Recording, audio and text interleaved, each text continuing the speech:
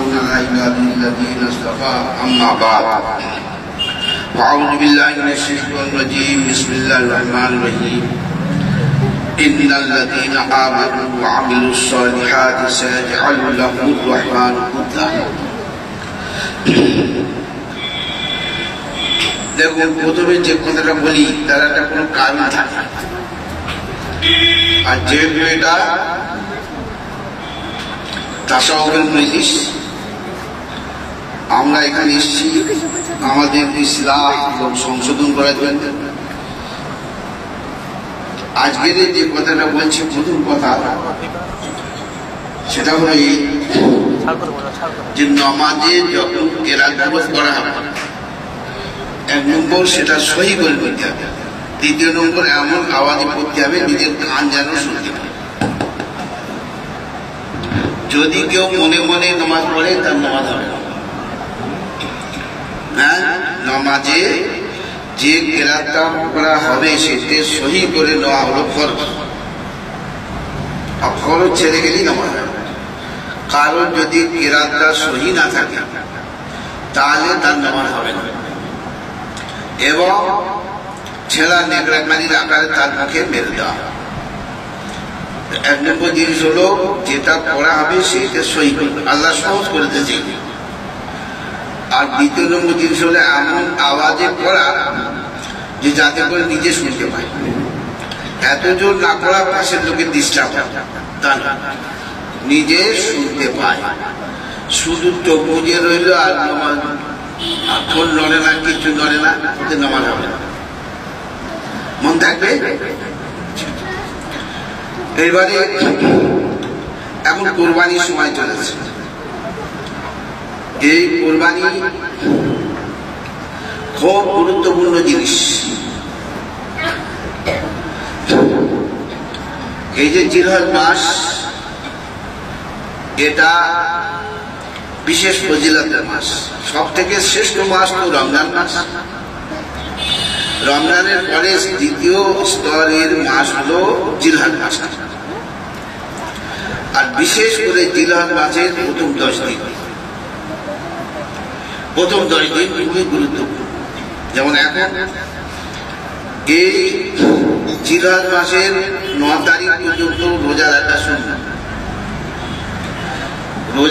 সুন্নাত, আর এর মধ্যে 9 তারিখে অর্থাৎ ঈদের আগের দিন, যেদিনকে আরাফাত দিন বলা হয়, সেই দিন রোজা রাখাও সেও শূন্য, কিন্তু এটা একদম উন্নত মানের শূন্য। এর সব কি তার 1 বছরের পূর্বের এবং 1 বছরের পরের গুনাহ মাফ হয়ে যায়। সেই হিসাবে যে কটা দিন আর আছে, 1, 2 দিন, 3 দিন, তো আমরা নিজে যাদের রোজা রাখার ক্ষমতা আছে রোজা রাখা। অনেক মেয়েরা এই দিক দিয়ে খুব পটু, আর এটা আমাদের মনে রাখতে হবে। আসল দিনদারি মেয়েদের মধ্যে যদি থাকে তাহলে এটা খুবই সুবল। আর যখন মেয়েদের থেকে দিনদারি উঠে যাবে এটা খুবই ভুল। তো মেয়েদের বলে দেবেন যে রোজা রাখে যাবে। এই বছরে 50টা রোজা রাখা শুরু, আর কোন রোজা আল্লাহর পক্ষ থেকে ওয়াজিব না। ফরজ রোজা হলো রমজান মাসটা, 1 মাস, সে 29টা হোক বা 30টা। এই যে বলা হয় 30 রোজা 30 ফরজ, এটা ভুল কথা। 30 রোজা ফরজ, রমজান মাসের রোজাটা, আর চন্দ্র মাস হয় 29 হবে না 30। আর ওয়াজিব কোন রোজা? যখন কোন মানত করলো যে আল্লাহ আমার এই ছেলের অসুখ হয়েছে, ঠিক হয়ে গেলে আল্লাহ আমি তোমার 3টে রোজা দেব তোমার জন্য, এই রোজাটা হলো ওয়াজিব। বাকি 50টা রোজা সারা বছরে হলো শূন্য, আর তার হিসাবটা খুব সহজ। 11 মাস রমজান মাস বাদ দিয়ে 11 মাস প্রত্যেক মাসের আইয়ামে 20, চন্দ্র মাসের 13, 14, 15 3 দিন রোজা রাখা হলো মুস্তাহাব বা সুন্নাত। তার 3, 11, 33 হয়ে গেল। আর মুহররম মাসের 33 আর 2 35। আর মুহররম, সফর, রবিউল আউয়াল, রবিউল সানি, জুমাদুল উলা, জুমাদুল সানি, রজব। এই রজব মাসে রজব মাস পর্যন্ত কোনো আর রোজা নেই, রোজা নফল রোজা আছে যত পারে, কিন্তু সুন্নত কোন রোজা নেই। এইবার যখন শাবান মাস পড়লো, তো সেটা আমি যে হিসেব ধরেছি ওর মধ্যে এসে গেল 3 এখন 33 এসে গেছে। তাহলে কটা হলো 33 আর 2 35। হ্যাঁ 35। এইবারে কোন মাস হলো? মুহররম, এই কি বলে রজব হয়ে গেল। শাবান মাসের ওটা হয়ে গেল। আর শাওয়াল মাসের 6টা, তাহলে 35 আর 6 1। আর জিলহজ মাসের 9টা, 50টা হয়ে গেছে। এই 50টা রোজা রাখা হলো সারা বছরের শুরু।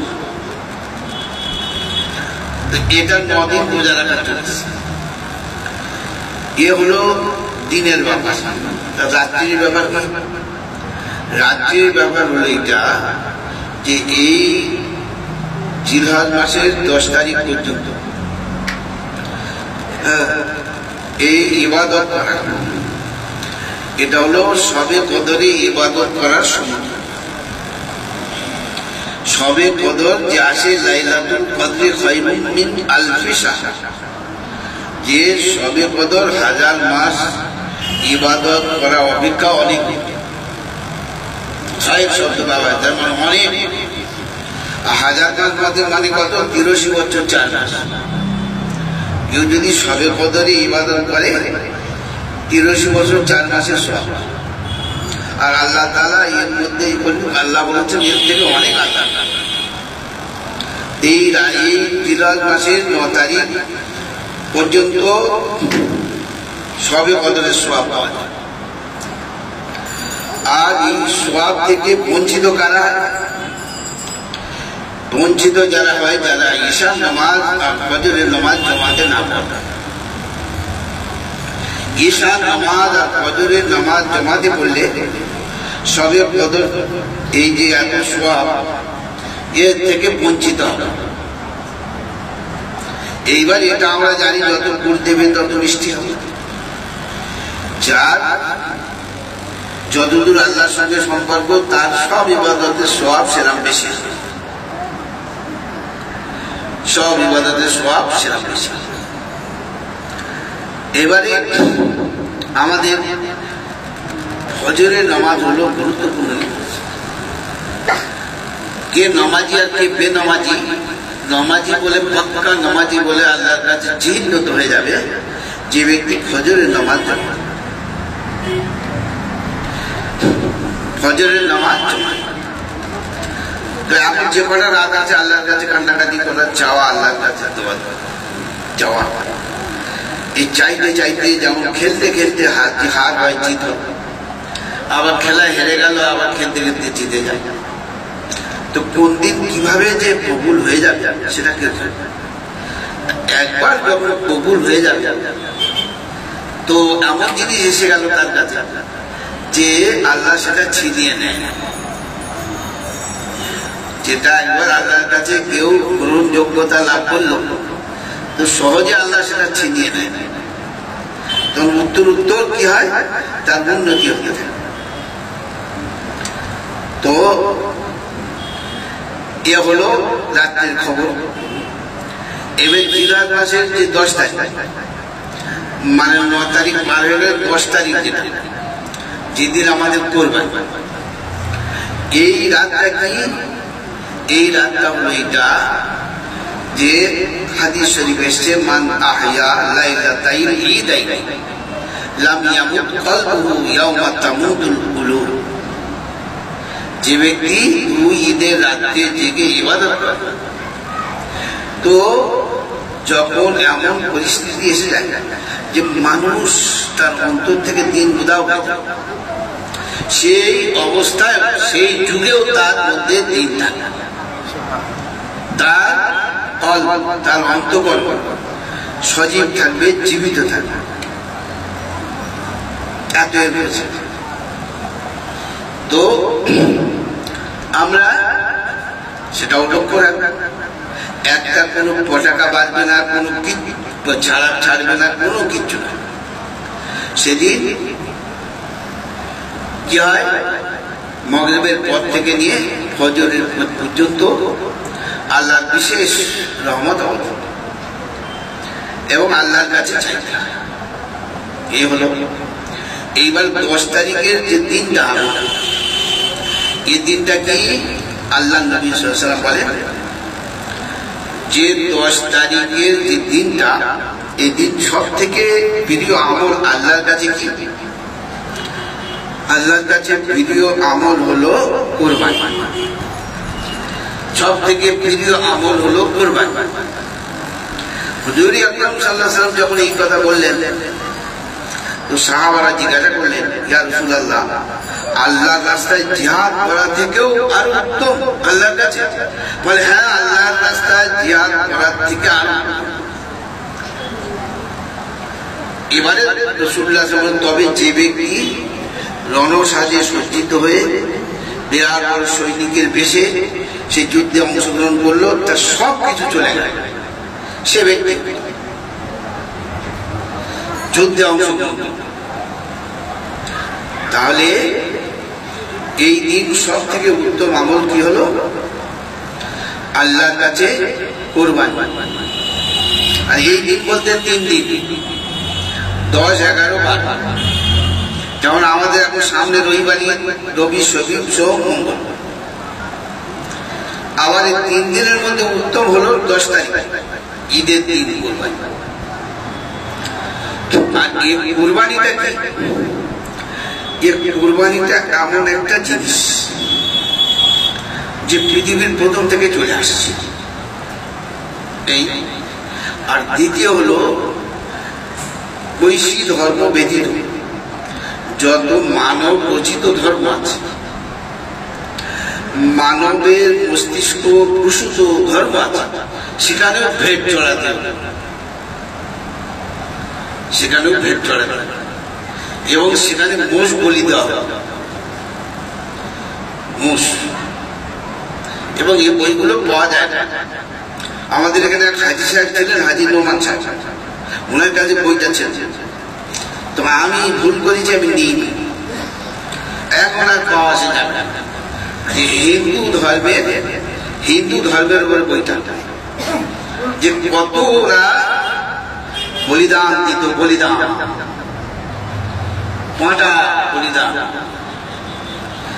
মোষ, হাজার হাজার মোষ জবাই, গরু। হ্যাঁ, আজকের হইচই হচ্ছে গরু দেবতা, গরু মা, কিন্তু ওদের আসল ধর্ম দেব যে সেখানে গরু কিভাবে জবাই করা হবে। হ্যাঁ, কিন্তু একটা বড় জিনিস যেটা আমার হাত ছাড়া হয়ে গেছে, সেটা এটা। এর জন্য আমার দুঃখ লাগে, কারণ হাইসার তো আমার খুব ভালোবাসা, নিয়ে নিলে আমি দিদি ভাই। হ্যাঁ, তো এটা হলো প্রকৃতিগত জিনিস। কারণ কি, সেটা বড় পেতে গেলে অনেক কিছু উৎসর্গ করতে হয়, কোরবানি দিতে হয়, ত্যাগ স্বীকার করতে হয়। বড় জিনিস পেতে গেলে, একটা ছেলে অসুস্থ হয়ে পড়েছে, এবং এমন ছেলে যে বাপের অন্তর তার পড়ে আছে। আর এটা কেন বললাম, অনেক বাপ আছে সে তার ছেলের জন্য রাত পর দোয়া করছে যে কখন ওর পাস পড়বে, কখন কি কত এরম বাপ আছে। আজ এই ঘটনার সাক্ষী একটা মা এসছে 4 দিন আগে, 4 ভাই, তার ছেলে তার মা ছেলে তার মা। তো সে ছেলের জন্য খালি বদদোয়া করে, খালি বদদোয়া করে। আর আমি তখন বললাম, তুমি বদদোয়া করো? বলে হ্যাঁ, আমি খালি বদদোয়া তো বরবাদ হয়ে যাবে। কখন হবে? আমি মরে গেলে বরবাদ হলেই হবে? দেখবো, বেঁচে থেকে দেখবে কিরম তোমার মারে। বলে আমার মুখের উপরে চড়ে গলা টিপে থাকে, কিল ঘুষো এইসব।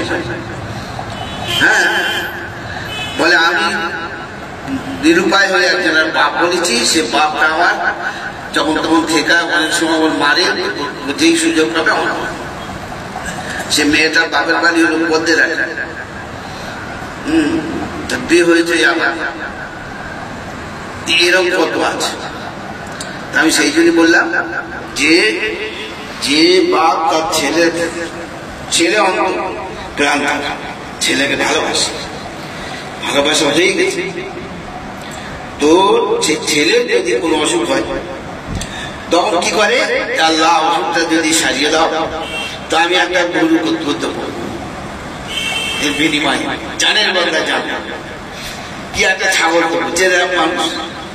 কিন্তু যদি কারোর গরু অত্যন্ত প্রিয়, গরু অসুস্থ হয়ে পড়েছে, কোন পৃথিবীতে পাওয়া যাবে যে বলে গরু অসুস্থ হয়েছে, আল্লাহ তোমার গরুটা সারিয়ে দাও, আমার এই ছেলেটা কোরবানি করতে? কেউ করে? হ্যাঁ, সেই জন্যে কুরবানি করা এটা হলো একটা প্রকৃতিগত জিনিস, করতে হবে। আর আল্লাহ পাক আমাদের চোখে আমাদের দেখিয়ে দিয়েছে যে যে সমস্ত কোরবানির জন্য, সেটা হলো 6টা। 1 নম্বর হলো উট, 2 নম্বর হলো মোষ, 3 নম্বর হলো গরু, 4 নম্বর হলো ছাগল, 5 নম্বর হলো ভেড়া, 6 নম্বর হলো দুম্বা। এই 6টা পশু কোরবানি করছে। আর পৃথিবীতে সব জায়গায় গরু চলছে, এরা গরু গরু গরু গরু গরু গরু গরু কোথায় নিয়ে যাচ্ছে। কিন্তু আমেরিকার তার গরু ছাড়া খায় না, আমেরিকার মানুষ গরু ছাড়া খায়। আর পৃথিবীতে যত যেখানে টিবি হাসপাতাল আছে সেখানে মেন খাদ্য হল। হ্যাঁ, আমাদের ভারতবর্ষে বেশিরভাগ রাজ্যে বন্ধ হয়ে গেছে, আমাদের এখন চালু আছে। শর্ত আরোপ করেছে অনেক কিছু, শর্তগুলো কবে প্রতিপালিত হবে সে আল্লাহ জানে। তবে ছুরি সব কথা বলা যাবে না। হ্যাঁ, এই পর্যন্ত বলি। এবারে কখন বন্ধ হবে তার ঠিক, কারণ কোরবানিটা খুবই উপকারী জিনিস, খুবই লাভদায়ক জিনিস। এতে কি উপকার হবে? আত্মশুদ্ধি হবে। এতে কি উপকার হবে? বালা মুসিবত বিপদ আপদ দূরীভূত হবে। এতে কি সুবিধা হবে? যে মানুষ এর দ্বারা অনেক উপকৃত হবে। আর যদি গরুটা বন্ধ হয়ে যায় তো গরিব লোকের জন্য কোরবানি করা খুব কঠিন হয়ে যায়।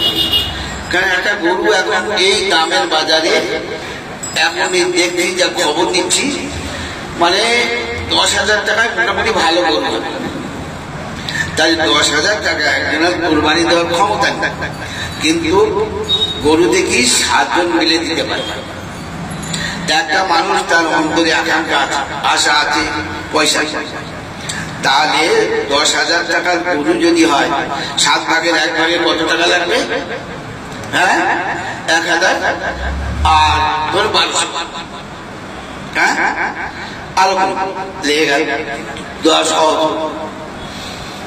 কথা আমার বুঝে আসছে? 10। আর আল্লাহ পাকের অভিপ্রায় তাই, এই জন্যে এই ব্যবস্থা করা যে একটা গরু সব থেকে সহজ কোরবানি দেওয়া, কোরবানি দাতাদের জন্য, ইমানদার বান্দাদের জন্য এইটা হলো এইটা সহজ। আর এটা সহজ এই জন্য আল্লাহ পাক করে দিয়েছেন যে যাতে করে কেউ যেন বাদ না যায়। বহু লাভ, বহু লাভ। যে কোরবানির জন্য আল্লাহর জন্য যা যে সমস্ত জন্তুগুলো জবাই করা হয় কোনদিন হ্রাস পাবে, যতদিন যাবে তাদের আরো বিস্তৃতি ঘটবে, মানে প্রচুর পরিমাণে তার আমদানি হবে। পৃথিবী আজ দেখছে কুকুর কোরবানি করা হয়, কুকুর একবার বাচ্চা দেয় 5টা 6টা, তাহলে কুকুরই ভরে যেত। হ্যাঁ, কুকুরি কোথায় কোথায় যাচ্ছে, মক্কা মুআজ্জামায় মদিনা মুনাওয়ারায় একটা কুকুর। হ্যাঁ, তো এটা হলো আল্লাহ পাক চোখে আমাদের দেখিয়ে দিয়েছে যে দেখো, যে যেটা আমার জন্য ব্যবহৃত হয় তাতে কিরকম করতে হবে। যদি আমাদের কোনো সময় বন্ধ হয়ে যায় তো আমাদের কোরবানিটা কঠিন হবে, কঠিন হবে। একটা সংসার, এক সংসারে সেখানে সদস্য মানে কিন্তু উপার্জন করে 4জন, তো 4জনের উপর কোরবানি ওয়াজিব। তো 4জনের উপর কোরবানি ওয়াজিব। একটা গরু কিনে একটাই গরুতে হয়ে যাবে আর বাকি থাকবে। কিন্তু একটা মুশকিল দিকে বলেন না, মুশকিল না, মুশকিল ছিল। তো আল্লাহ পাক এখনো আমাদের সহজ করে রেখেছে। এই জন্যে আল্লাহ পাক বলেন যে লা ইয়ানালাল্লাহু লুহুমুহা ওয়ালা দিমাউহা ওয়ালাকিন ইয়ানালুহুত তাকওয়া মিনকুম।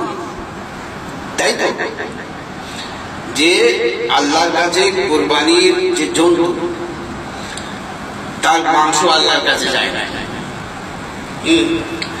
আর না তার রক্ত যায় না, রক্ত যায় না, মাংস যায় না, কি যাচ্ছে? তাকওয়া। কি উদ্দেশ্য কোরবানি করছে? যে কি উদ্দেশ্যে কোরবানিটা করা হচ্ছে? আল্লাহ উদ্দেশ্য, আল্লাহকে রাজি করা, আল্লাহকে সন্তুষ্ট করার উদ্দেশ্য। যে যারা আমরা কোরবানি করবো বারবার নিয়তটা যাচাই করে নিতে, আমরা এরকম ভাবে কোরবানি এইটা আল্লাহর কাছে পৌঁছয়। আল্লাহ স্বয়ং বলছে অন্তরে কি আছে এটা আল্লাহর কাছে। এই একটা কোরবানি, একটা ত্যাগ, এ আল্লাহর সঙ্গে মহব্বত হওয়ার একটা বড় উপায়। আর এটা কেন সহজে বুঝে যায় যে এর কোরবানিটা কি? আসল কোরবানি তো সন্তান কোরবানি। সন্তান শুধু নয়, সব থেকে প্রিয়তম সন্তান, সেটার কোরবানি। এটি হলো আসল, আসল প্রিয়তম সন্তান। আল্লাহ বলেন লান তানালুল বিররা হাত্তা তুনফিকু মা তুহিব্বুন। তোমরা ওই যাবত নেকির উচ্চ শিখরে আরোহণ করতে পারবে না যতক্ষণ পর্যন্ত তোমাদের প্রিয় বস্তুকে, আপন প্রিয় বস্তুকে আল্লাহর জন্য উৎসর্গ না করো। হ্যাঁ, করতে পারবে। আর ইব্রাহিম আলাইহিস সালামকে স্বপ্নের মাধ্যমে বলা হলো, এবং সেই স্বপ্নটা এমন স্বপ্ন, সেখানে ইব্রাহিম আলাইহিস সালামকে নির্দেশ দেওয়া হলো যে কোরবানি করবে। উনি স্বপ্নে দেখলেন যেন আমি ইসমাইলকে কোরবানি করছি। হ্যাঁ, এই স্বপ্নে উনি দেখলেন। এই দেখে উনি কোরবানির জন্য প্রস্তুত হয়ে গেলেন এবং কোরবানির জন্য হযরত ইসমাইল আলাইহিস সালামকে নিয়ে গেলেন। আর সব থেকে ইব্রাহিম আলাইহিস সালামের ভিডিও, কারণ মা হাজেরা আলাইহিস সালাম ওনার গর্ভে হযরত ইসমাইল আলাইহিস সালাম যখন একদম কোলের বাচ্চা শিশু, তখন আল্লাহর নির্দেশ হয়েছে যে একে অমুক জায়গায় রেখে এসো। আল্লাহর নির্দেশ, আল্লাহর যখন নির্দেশ হলো, তো হযরত ইব্রাহিম আলাইহিস সালাম শিশু পুত্র ইসমাইল আর মা হাজেরাকে নিয়ে চলেছেন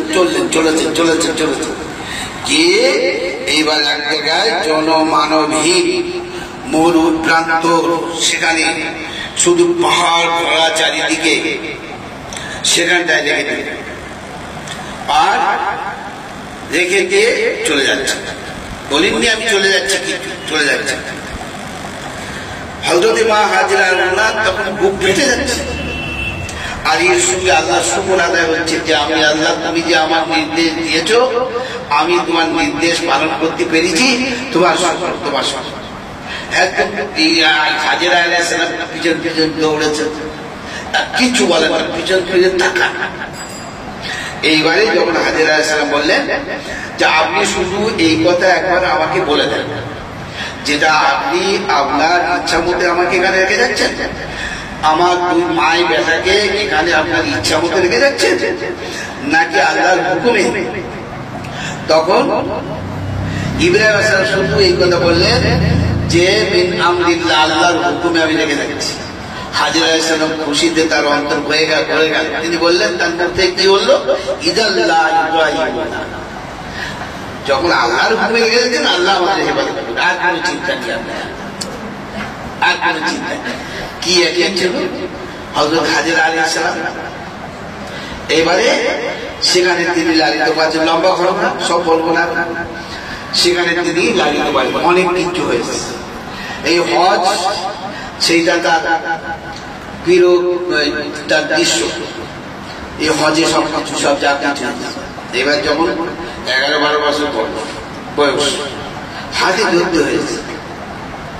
ইব্রাহিম আলাইহিস সালাম মাঝে মাঝে আসে, তো ফালাম্মা বালাগা মাহু সাইয়া, যখন হাতে ধরতে হলেন, সাইয়া মানে হলো হাতে ধরতে হয়েছে, হ্যাঁ, আর অন্তরের অন্তঃস্থলে বসে আছেন ইসমাইল আলাইহিস সালাম। সেই সময় এই স্বপ্ন দেখে একটা প্রস্তুত হয়ে গেল, কারণ নবীদের স্বপ্ন ওই প্রস্তুত হয়ে গিয়ে ইব্রাহিম ইসমাইল আলাইহিস সালামকে নিয়ে যাওয়ার মনস্থ করলেন। এইবারে হযরত ইসমাইল আলাইহিস সালাম বুঝতে শিখেছেন, 12-13 বছর বয়স হয়েছে। তো উনি ইব্রাহিম আলাইহিস সালাম মনে করলেন যে আমি যে নিয়ে যাচ্ছি এটা মা হাজেরা আলাইহিস সালামকে বলেননি, কিন্তু ইসমাইল আলাইহিস সালামকে শোধালেন যে দেখো আল্লাহর হুকুম হয়েছে তোমাকে কুরবানি করা, তাদের তুমি কি বল, তুমি কি বল? হযরত ইসমাইল আলাইহিস সালাম উত্তরে কি বললেন, ইয়া আবাতি ফাল মা তুমার সাতাদিনি ইনশাআল্লাহু মিনাস সাবিরিন, যে আমার আব্বা আপনার যা নির্দেশ দেওয়া হয়েছে আপনি সন্তুষ্ট চিত্তে নির্দ্বিধায় তা পালন করুন, আর আমাকে আপনি কি পাবেন, সাতাদিনি ইনশাআল্লাহু মিনাস সাবিরিন, যে আল্লাহ চাইতো আমাকে আপনি ধৈর্যশীলদের মধ্যে পাবেন। ইসমাইল সাল্লাম যেহেতু নবী, ভাষা তার কিরম দেখবেন, উনি এ কথা বলেননি যে আমি রাজি, চলুন আমার কুরবানি করে দেন, না, আমি তো তাসাউফ যার মধ্যে ঢুকে যাবে, আল্লাহ মুহাব্বত যার মধ্যে ঢুকে যাবে, আমি তো চলে যাবে। তখন সব কাজে দেখবে যে আমার তো কোনো হাইসিয়াত নেই, আমি সব কাজে আল্লাহর সুবহান।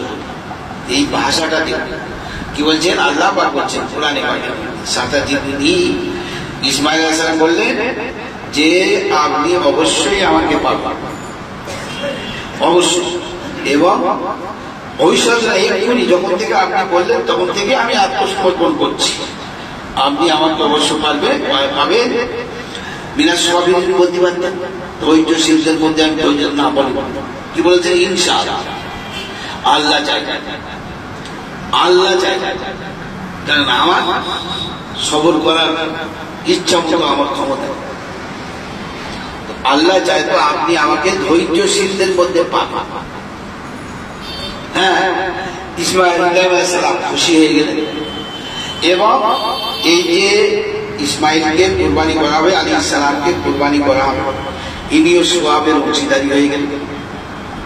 এবারে নিয়ে চলে গিয়ে এবার কুরবানির ছুরি চলছে, ছুরি উঠে কাটে না, একটাই গলা খাদ্য নলি শ্বাস পুরো নলি ভোর কোনো একটা মূল্যবান কোনো একটা জিনিস আছে যে তার ছুরি সেখানে শুধু ঘর্ষণ হচ্ছে কিন্তু আর চলে না। মুফাসসিরিনগণ লিখেন যে এমন একটা পদার্থ ওর মাঝখানে দেওয়া হলো যে ছুরি চলছে, আর আল্লাহ পাক সারা জগৎকে দেখিয়ে দিলেন যে কোন জিনিসের মধ্যে কোন নিজস্ব তার ক্ষমতা নেই পাওয়া। এই পৃথিবীর বুকে যা কিছু পাওয়ার যেখানে লাগে, যা কিছু সেখানে ব্যবহার করা হবে সেটা আল্লাহর হুকুমে হবে, আল্লাহর হুকুম ছাড়া। তার দৃষ্টান্ত সময়ের মধ্যে একটা দৃষ্টান্ত, ছুরি খুব ধারালো ছুরি। ইব্রাহিম আলাইহিস সালামের নির্দেশ হলে ধারালো ছুরি নেবে, যেন আমাদের নির্দেশ নেই কোরবানির সময় খুব ধারালো ছুরি নেবে এবং জন্তুর বেশি কষ্ট দেবে।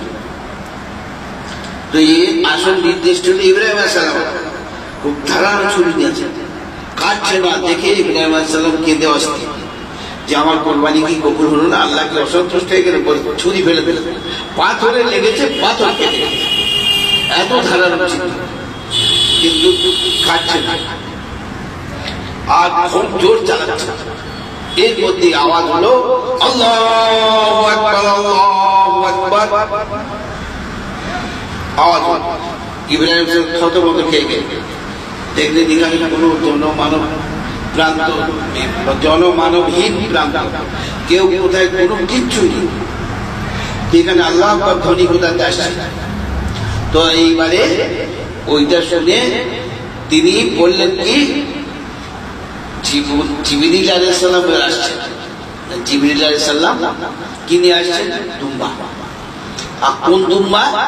ওই দুম্বা যে দুম্বা হযরত আদম আলাইহিস সালামের ছেলে হাবিল কুরবানি করেছেন, সেটা কবুল হয়ে গেছে, সেটা বেহেশতে 40 বছর বিচরণ করে। আর সেই দুম্বাটা নিয়ে হযরত জিবরিল আলাইহিস সালাম আসছেন। যখন পাহাড়ের দিকে দেখলেন, যখন বুঝতে পারলেন যে জিবরিল আলাইহিস সালাম আসছে, আর জিবরিল আলাইহিস সালাম আল্লাহু আকবার আল্লাহু আকবার বলছেন, এই একটা গেল।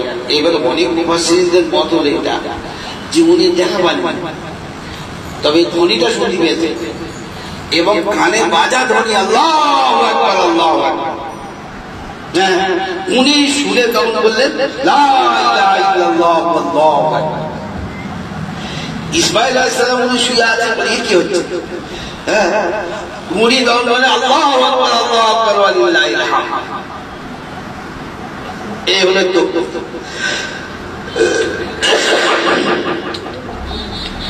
তো এই দুটো তফসির আছে। তাহলে ইসমাঈল আলাইহিস সালাম খুব জোর ছুরি চালাচ্ছেন, ওখানে জিবরিল আলাইহিস সালাম দুম্বাটা নিয়ে আসছেন, যে বেহেশতের দুম্বা।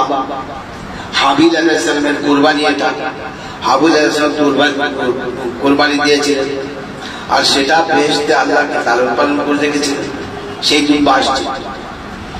তো হযরতে জিবরিল আলাইহিস সালাম যখন বললেন আল্লাহু আকবার আল্লাহু আকবার, তো ইব্রাহিম আলাইহিস সালাম বললেন লা ইলাহা, শুধু আল্লাহু আকবার বললে হবে না, আল্লাহ মহান, আল্লাহ শুধু বললে হবে না, লা ইলাহা ইল্লাল্লাহ, এক সেই আল্লাহ ছাড়া কোনো উপাস্য নেই, আল্লাহ। ইসমাঈল আলাইহিস সালাম তিনি বললেন ও বললে হবে না, আল্লাহু আকবার আল্লাহু আকবার ওয়ালিল্লাহিল হামদ, যত রকমের প্রশংসা সবার। এই তিনজনের মিলিত এটা হলো তাকবীরের দৃশ্য। জিবরিল আলাইহিস সালাম আল্লাহু আকবার কেন বললেন? উনি তো ইসলাম, উনার রিসার্চ করার কোনো ক্ষমতা নেই। উনি খালি দেখছেন যে দুম্বা তো কোরবানি হবে, আল্লাহ আমার পাঠালেন, যা ছুরি চালাচ্ছে একটু তো কেটে গেল। তখন ওই কথা মনে উঠে বললেন যে না, আল্লাহ যেটা বলবে সেটা কোনদিন কাটবে না, আল্লাহ অতর্কিত ভাবে মুখ থেকে বেরিয়ে। এবারে আল্লাহর পক্ষ থেকে বলা হলো যে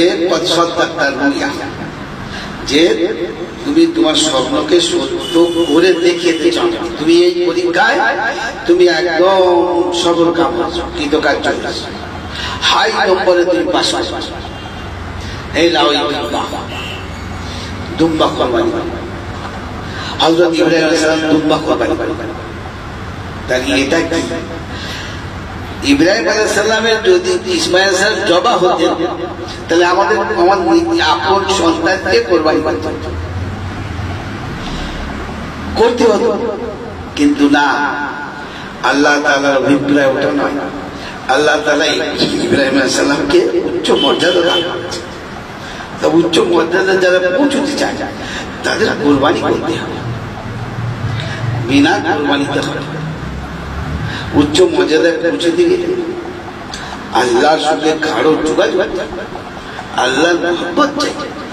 রাত্রে সারা জগৎ ঘুমে বিভোর হয়ে ঘুমবে, ঘুরতে হবে আল্লাহর কাছে, আল্লাহর কাছে প্রেম বিনিময় করতে হবে। ভালোবাসা ধর্ম নেই, ভালোবাসা চাই নির্বাণ কি বল নির্জনতা। হ্যাঁ, তো আল্লাহর সঙ্গে প্রেম বিনিময় করতে হবে, কোরবানি। তাই ইব্রাহিম আলাইহিস সালামের কোরবানি কবুল হয়ে গেল। দুম্বা জবে হবে।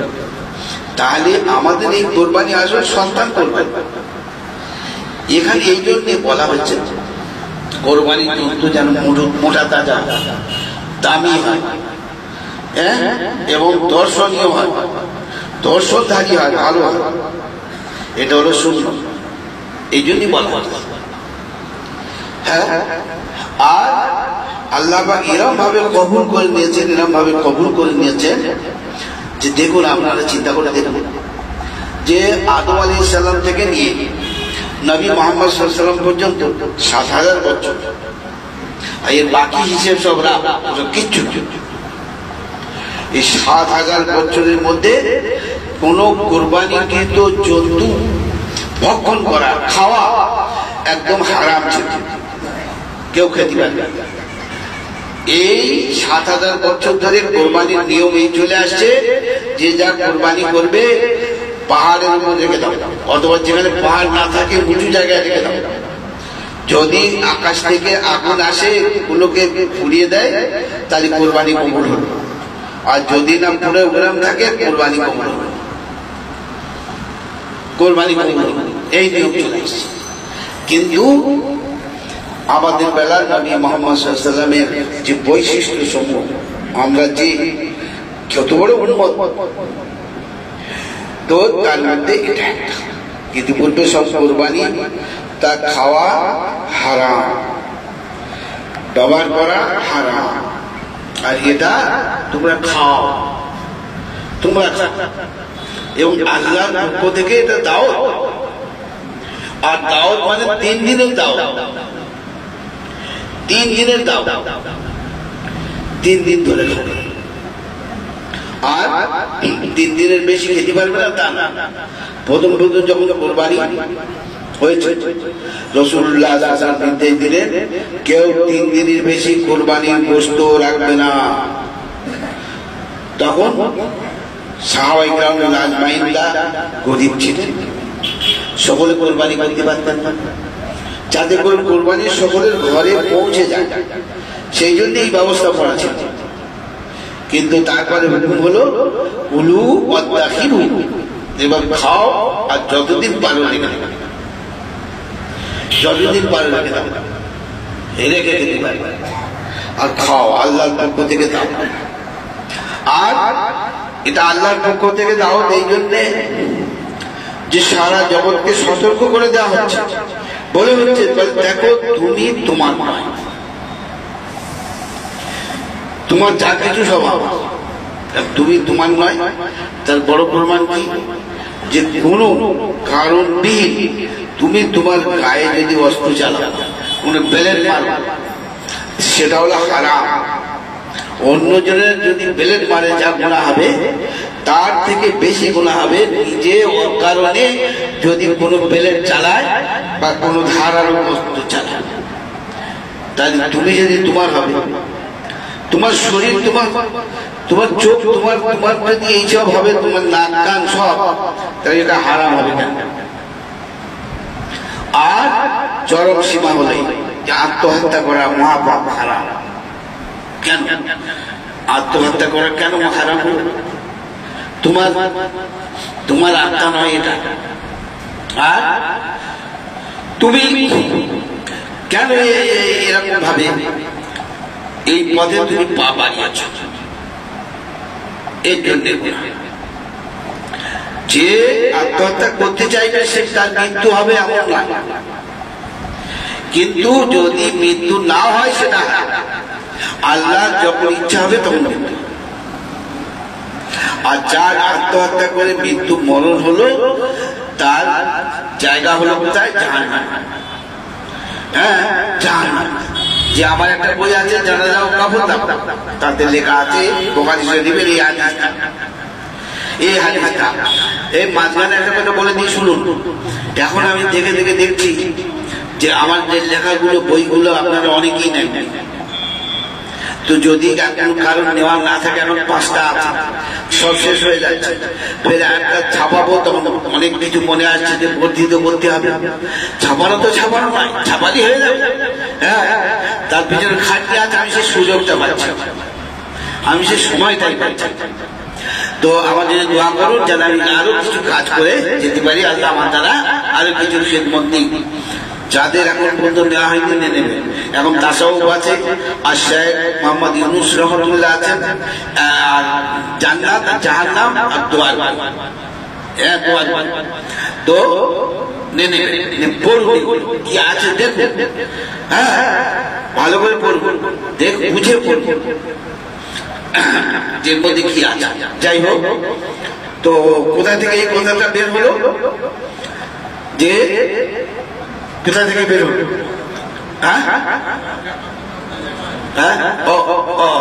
আত্মহত্যা করা তুমি তোমার নয়।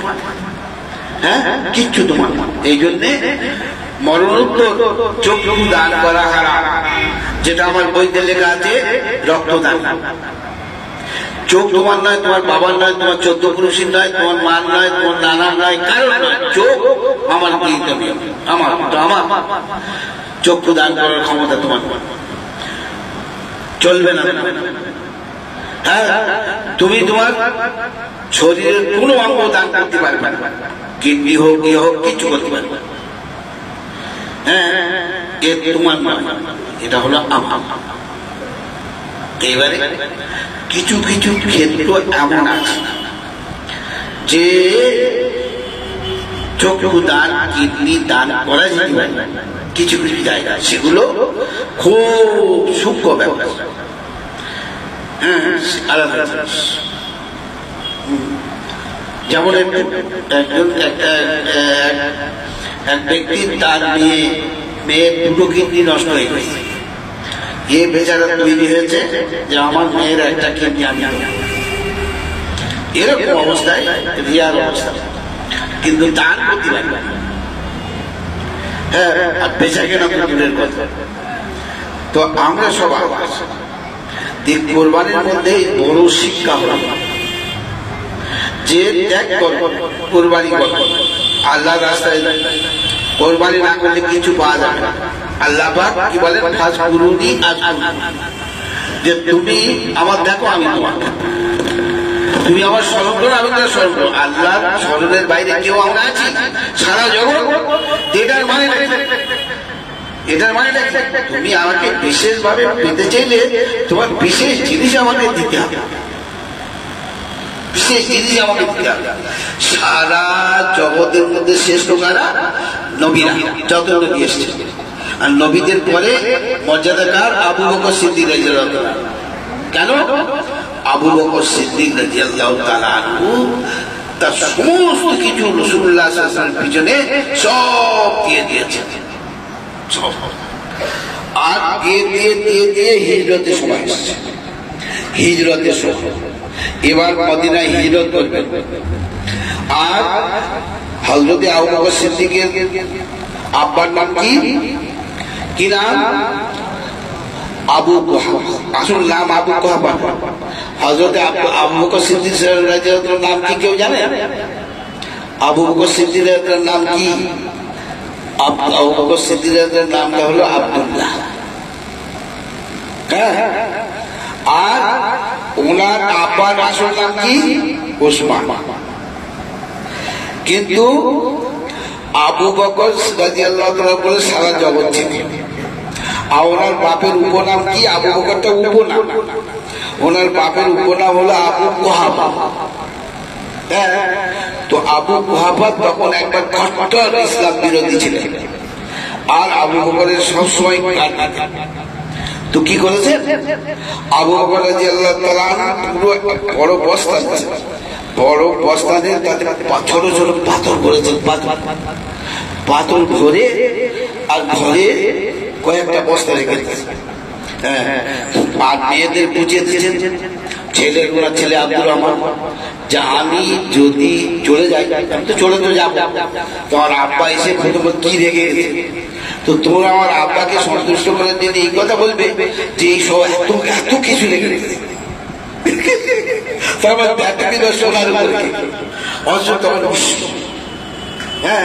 সব কিছু দিয়ে, আর আবু বকর সিদ্দিক রাদিয়াল্লাহু তাআলা হিজরত করে চলে গেল। বুখারী শরীফের হাদিস এসেছে, ইন্না মিন আমান্নান নাসি আলাইহি আবু বকর ওয়ালাউ কুনতু মুত্তাখিযান খলিলা লাত্তাখাযতু আবু বকর খলিলা ওয়ালাকিন্নাহু হুওয়াল ইসলাম ওয়ালাকিন আনা ওয়া আবু বকর কাহাতাইনি ওয়া আশারা বিস-সাবাবাতি ওয়াল উসতা ইয়াউমাল কিয়ামah। বললেন সব থেকে যে আমার জন্য সবকিছু ত্যাগ করেছে, কুরবানি করেছে, তিনি হলো আবু বকর। আর যদি আমার অন্তরের অন্তঃস্থলে কাউকে বসাবার হতো তো আবু বকর আমার যা করেছে ওকে বসাতাম, কিন্তু আমার অন্তরে খালি নেই, আল্লাহর মহব্বত ভরে, কারোর জায়গা নেই।